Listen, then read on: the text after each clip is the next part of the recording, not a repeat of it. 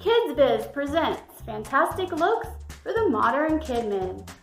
Modeling for us today is a real modern kidman with off-the-wall class and unconventional style.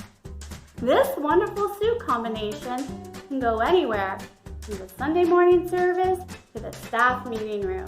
It is made from only the finest weavings of things you find in your pockets after a kids' service. The top hat gives you the feeling of classy, while the Merry Christmas tie shouts fun all year round. Up next is a style that is great for the kidman on the go. It is made from a 50-50 gospel witness blend. It will strike up a conversation anywhere. Its design allows for comfort even if the conversation gets uncomfortable. Finally, we have the everyday kidman wear. This complete outfit is nothing less than an outlandish hodgepodge. This chillin' chicken stripe style brings out the quirkiness in all of us. A pool noodle, oversized sunglasses, and some Mario socks completes this whimsical look. It's perfect for getting kids' attention while causing the adults to ask questions. Thank you for attending the Spring 2020 Fantastic Looks for the Modern Kidman. Hello, welcome back to Kidz Biz. Today's topic, change. Did you see all those different clothes David changed into? Every change has a purpose. Just like different seasons, different circumstances, and different situations also have a purpose. Most of us have heard the phrase, seasons change. Depending on where you live, there may be the 4 seasons of spring, summer, fall, and winter. There may be a dry season and a wet season. There are even seasons of more hours of darkness than sunlight. We can also experience seasons in our lives. Seasons of abundance, seasons of leanness, seasons of flourishing and growth, and seasons of stagnation and inactivity and idleness. The book of Ecclesiastes, chapter 3, verse 1, says that there is a time for everything, and everything on earth has its special season. And with every season comes change. Change is not inevitable in life. It is life. We are constantly changing, and if we are not, we aren't growing. Our situations and circumstances change almost daily. Some are simple, everyday life happening. Maybe you planned to watch a particular movie and you couldn't find it, so you had to decide to watch something different. Maybe you planned on going swimming or playing outside and a thunderstorm came through. Then you had to change your plans. In recent times, most of us have had a major change in our lives. Not only a major change, but a lot of changes in a small amount of time. You've had to change from going to school to doing school at home. You've had to go from seeing your friends and family to only seeing them from a distance, or maybe not being able to see them at all. Your daily routines have changed.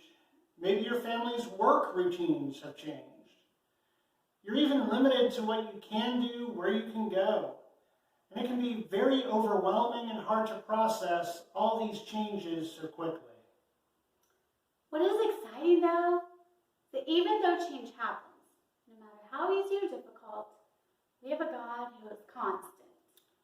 Absolutely. We see this in the book of Revelation, chapter 1, verse 8.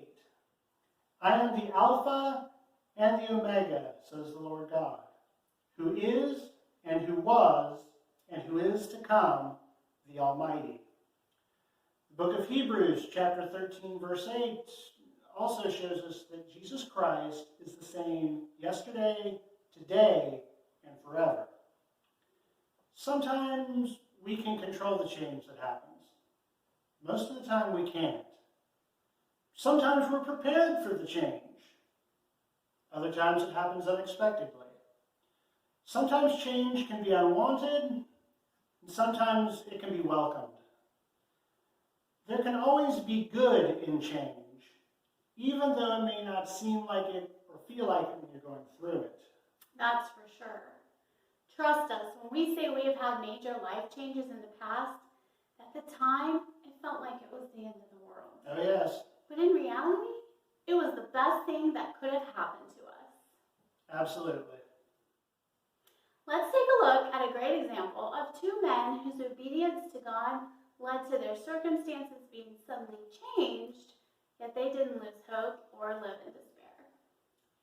In the book of Acts, chapter 16, verses 16 through 40, Paul and Silas were doing what God wanted.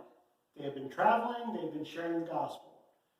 In this particular chapter, they had just set a lady free from a spirit. However, this was seen as unlawful and unruly towards Roman customs. As a result, they were beaten and thrown into prison. However, we see in verse 25, at about midnight, Paul and Silas were praying and singing hymns to God, and the other prisoners were listening to them. Change came very quickly for them. They went from traveling, sharing the Word of God, to being thrown in jail. However, they did not just throw up their hands and declare that it was all over. They didn't get angry at God. They continued to pray, to sing, and to praise. And in doing this, they continued to show those around them their obedience and faith in God, no matter the situation. And at the end of this chapter, we see that their obedience and faith in God led the jailer and his family to salvation, and both Paul and Silas were released from prison. God took care of them. And God will take care of us in times of change. As it's written in the book of Romans, chapter 8, verse 28, and we know that in all things God works for the good of those who love him, who have been called according to his purpose. No matter what, God takes care of his people. We see further example of this in Deuteronomy chapter 31, verse 6, Joshua chapter 1, verse 5, and Hebrews chapter 13, verse 5, when God says, I will never leave you nor forsake you. Take some time today to think about this. How do you react to change? When change comes, do you face it and embrace it and see it as a new challenge?